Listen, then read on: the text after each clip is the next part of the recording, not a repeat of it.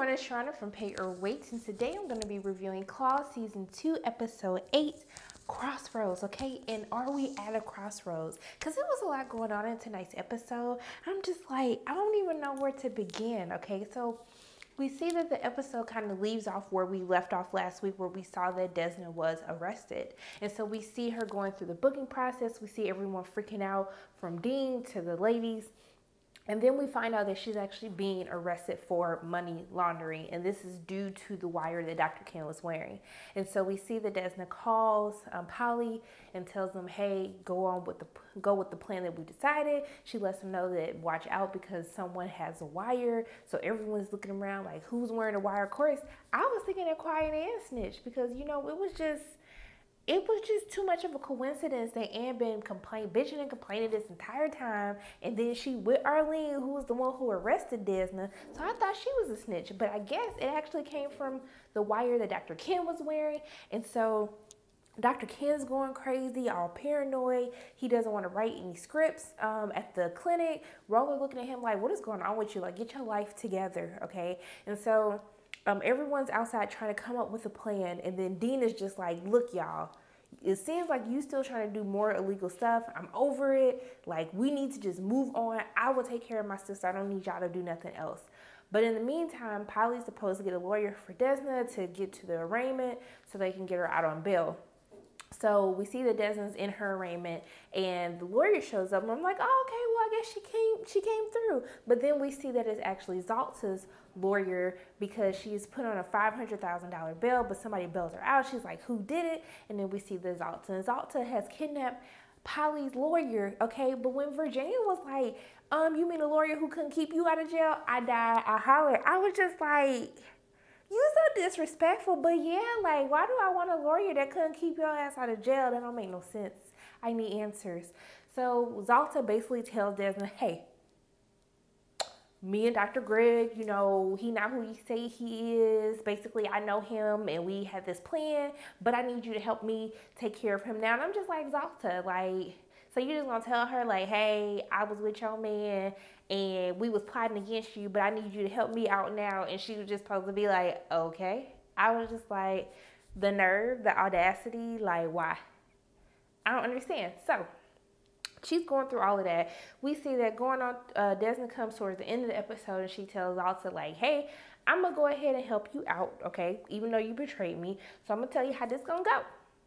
I'm going to go ahead and marry old dude, and then you going to go ahead and kill him like you was supposed to kill me, and then I'm going to take all his stuff, okay? I'm going to help you open up your clinics. And then Zalta was like 5, and she was like, how about 3, okay? And then we're going to be done. I'm done with you. And so they had the agreement, and then they kept it moving. So it was a lot of like minor arcs going on with everybody, y'all. So Polly's daughter, Marty, who she bought for 4 Gucci bags, okay, her mama called her and said, hey, I'm going to see my baby. So she come to see her, and they were just like, we don't like you. You need to go. She was like, I made a mistake. And they were just, that's how that happened. I don't really know what's going to happen with that arc, nor do I honestly care. I know that sounds so horrible, but it's just the truth. But Polly found out that Dr. Ken was sitting up here snitching, and snitches get stitches. And Polly was like, how dare you? You got Desna in jail. We going through all of this mess now because of you. Snitches get stitches, okay? And she was like, get out of my house, okay? Don't let the door hit your ass on the way out, okay? So that's what was going on with them. Then we see that Quiet Ann, when Desna comes back and talks to them, she was like, hey, we got to keep going with the plan. And then Quiet Ann was like, why are you still trying to do this? Like, this is ridiculous. I'm done with all of this. She's like, hey, hold up, boo. Why you up here on your high horse today? It was your woman who locked me up. And she was like, you lying? She's like, I ain't lying. And then she go back and confront her, and they broke up too. So I don't know. Ain't nobody got no good relationship outside of Jen. Jen was suffering this entire season so far. She the only one that got a man now. And can we talk about Jen? Jen got a lot going on. See, this should let you know, when you about to step out on somebody, you need to first just don't step out on nobody. But 2, if you gonna do it, make sure you ain't doing it with nobody that's cray. Because Hank is crazy. He crazy, y'all. This fool, Bryce is sitting up here on this morphine because he just got his surgery. And then he has this dream where he doing the TED Talk and then Hank show up in his TED Talk. Then he wake up and Hank is actually there in person like, it's okay, you don't deserve your family. I'm going to take your wife. I'm going to take your kids. I'm going to take care of everybody. And he drugs them. So he been drugging them. He tried to call Jen, tell Jen, like, Jen, he crazy. He tried to drug me. She's like, girl, boy, you just on your morphine. Like, calm down, I'm on my way. Then she look and she see that this, not only did Hank break into their house, okay, not only did he break into the house, he broke into the house and took every picture that had Jen and Bryce together and taped his face on type of Bryce's face in the entire house. This man is like crazy, okay? Then he's sitting up here cooking a meal in her house, like basically saying, hey, you know, we finna go catch this flight to Israel because, you know, he a Jew, so they gonna go to the promised land. They gonna go to Israel. He gonna take the kids. And then Jen sitting up here like, you crazy. She tried to stab him. He took the knife. I was just like, this is too much. I can't take it. I got asthma. I can't be having no asthma attacks today. And then we see that she tries to stab him. He take it. Then she be like, let's get like a meal. And then she called and she's calling 911, but he take the phone and he's like, actually, I want pizza. And then she called Bryce and she was real comical. I was like, Jen, I wish I could be like you because I'd probably be tied up somewhere because I still would have been trying to go at him. And she called Bryce and Bryce is like, I'm on my way. He ripping everything off. And then what does Bryce do? Bryce comes to save the day. He said he gonna come and save his woman.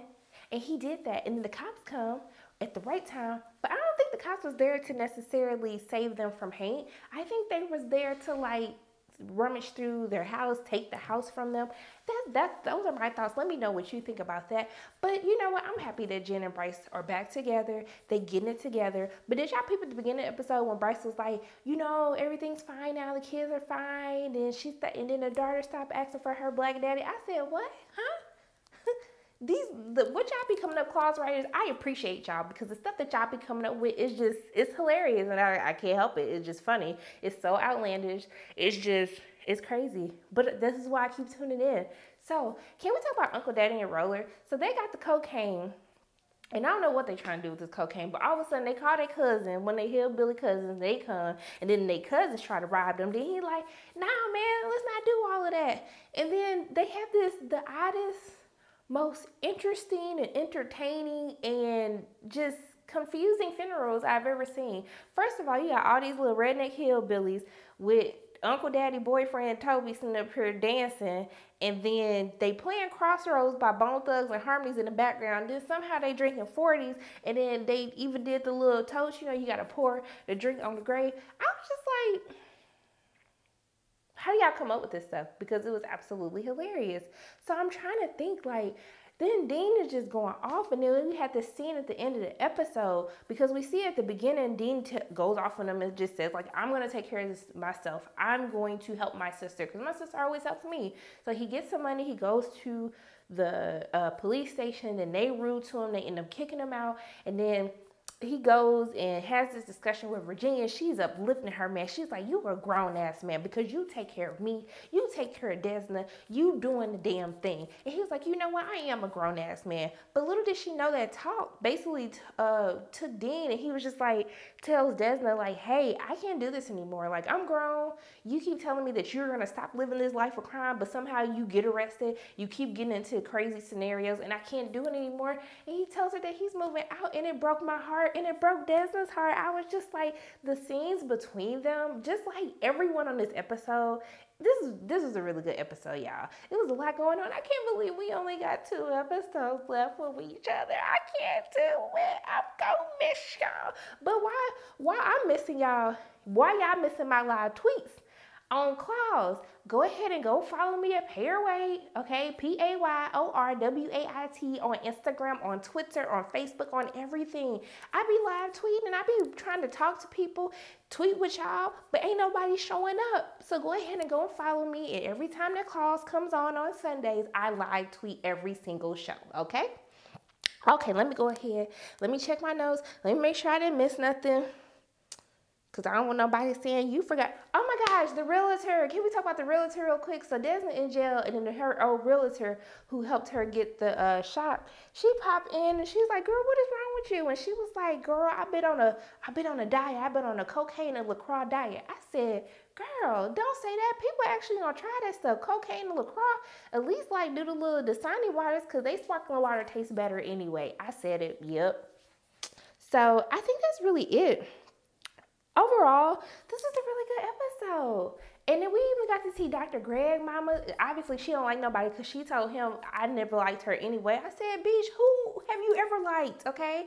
So it was just nice to just see everybody. I hope that Dr. Greg gets what's coming to him. Zalta gets what's coming to her. Everybody needs to get what's coming to them. And then Ken and Arlene, because cinches get stitches, okay? So, as always, my name is Sharona from Pay or Wait, and those are my thoughts on Claw Season 2, Episode 8, Crossroads. If you like what you saw today, make sure you hit that like button and hit subscribe, share this video with your friends, and I will see you soon.